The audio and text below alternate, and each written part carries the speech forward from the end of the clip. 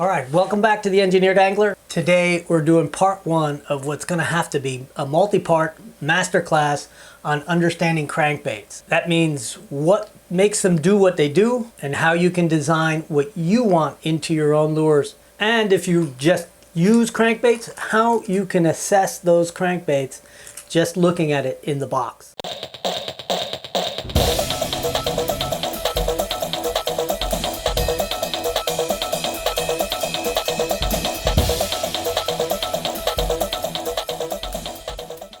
So if you're new to the channel, my name's Franco. I'm a professional engineer, a lure builder, a lure designer, and an avid fisherman. And I make these videos to add just a sprinkling of engineering and physics to the art of lure building. And in this video, we're going to do a little more than just a sprinkling. I'm going to go over what dynamic forces actually act on your lure, how you can adjust your lure design to take advantage of those forces to get that lure to do what you want it to do, whether it's sink fast, wobble big, roll, or make a wake.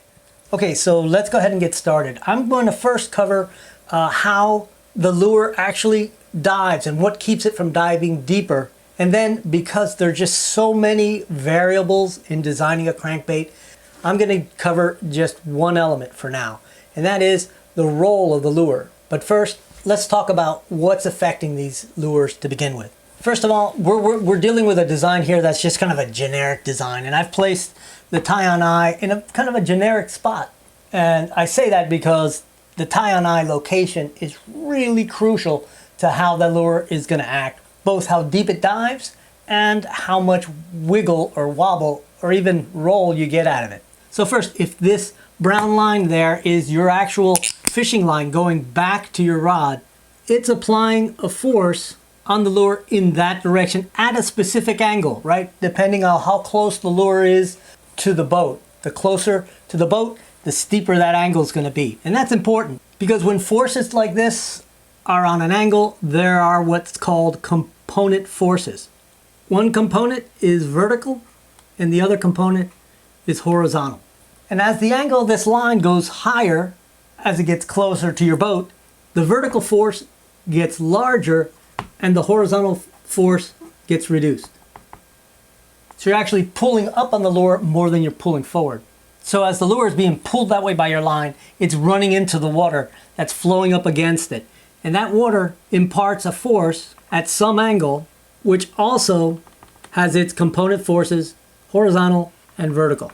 And as long as this vertical force pointing down is greater than that vertical force pointing up, the lure will continue to dive. So that's why when you cast your lure out, the farther you cast it, the greater depth you get, because it has a longer time before this angle becomes great enough to cause a vertical force strong enough to defeat the diving force of the lip. Even very shallow diving lures, say you have a lure that typically will dive to 2 to 3 feet on a standard cast. If you were to troll it behind your boat, say 200 feet behind you, it would dive much deeper because it would be looking for the angle on that line to stop it from diving. And theoretically, if you just paid line out as it was diving, it could dive infinitely deep. So that's why when you're looking at a lure to buy, the only thing you're really getting out of it is whether it floats or not. The depth of dive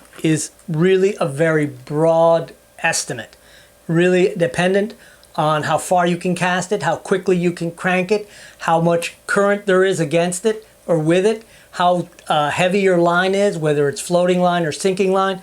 There's just a lot of variables that really affect depth of dive. But luckily, we can usually narrow those down pretty quick depending on the style lure you're making.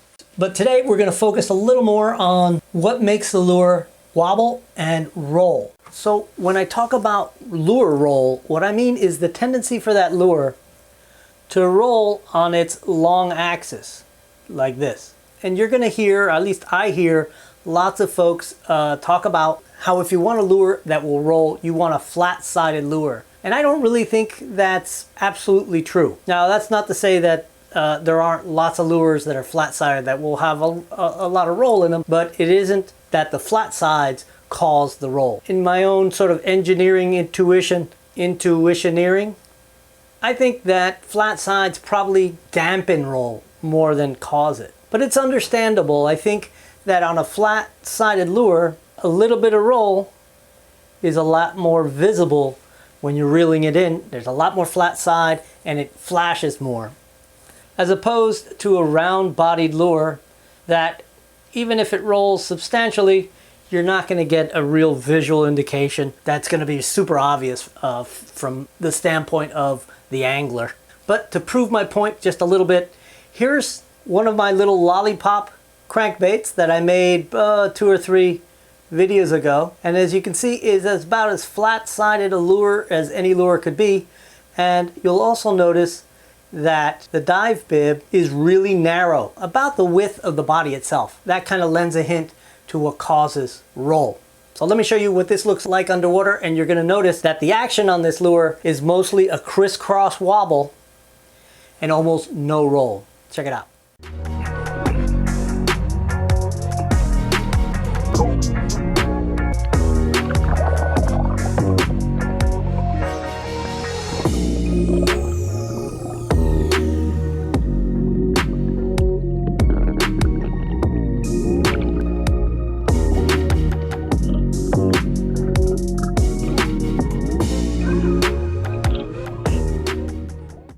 Alright, so now let me explain it a little more, and I'm going to go ahead and use this sort of awkward looking visual aid. So you'll note that the bib on this is very much like that little lollipop lure, is narrow and a little bit deep, but the key is that it's narrow. What causes a lure to get that action, to have that harmonic wobble, is that as it's flowing through the water, those forces are acting on the bib as we described here, and as a high pressure builds here and the water flows around this bib, it causes eddies or vortices to accumulate behind it, and those are like little balls of energy, and as they get a little too much to be clung to the back of this bib, they pop off, and that causes an equal and opposite reaction because you're losing this little ball of energy, and so the body begins to oscillate. And so if you want to incorporate more roll in that action, what you want to do is have a bib that is wider. That wider bib means that when those vortices pop off, they have a little bit of leverage on rotating this lure in its long axis.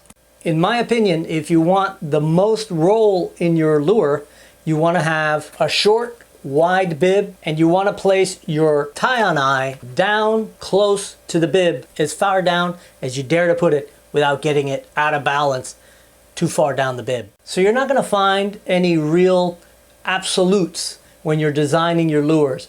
It's going to be a combination of blending the shape of the lure with the size of the bib, the location of the tie-on eye, weight and length of the lure. All those things sort of blend and create a lure that is either deep diving or not deep diving. It has a tight wiggle or a very broad wobble, whether it has roll or not. All those things sort of combine. But in these masterclass videos, what I'm going to do is give you the rules of thumb that you can start your design with so that you can get the actual behavior from the lure that you're really trying to shoot for.